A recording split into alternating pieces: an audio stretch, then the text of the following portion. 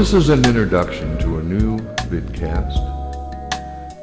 This concerns the effects of post polio on those that have had polio before, 40 or 50 years, and now are showing some similar symptoms that they had before and are being diagnosed after other things have been ruled out, of course, with post polio syndrome. Because I had been diagnosed with everything from neuromuscular chronic all the way to the pulmonary, that I could live 2 years, 5 years. Well, since that one, it's been about 10 years. But, everybody kind of got it wrong for a while until about 15 years ago when more research had been published. Because of the web and the internet and everything, we have access to more of this now. And so doctors and teaching hospitals become really updated very quickly. So I was lucky. I found a doctor that knew what it was and treated me and made sure that I got all the other peripheral medicines involved, from braces to mental health to dietitians, diabetes, heart specialists, put in stents.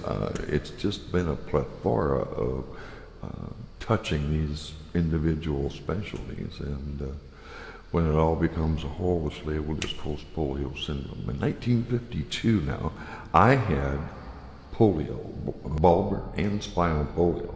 I was rushed to university hospitals where I had a tracheotomy inserted in my throat, and I put it in an iron lung and on a very rigid regimen of penicillin and other things to keep me going, feeding tubes, and I was in that for about 4 or 5 weeks, and then I got put into a bed next to the same iron lungs that were being used. We had quite a few people in these wards, and I'm 7 years old going in, and I turned 8 by the time I got out over the summer of 1952. So everything changed for me after that, and we'll be addressing some of these issues of adolescents and teens and post-teens and what happens, when your post-polio is shown up again, and how we try to preserve our lives, the quality of our lives.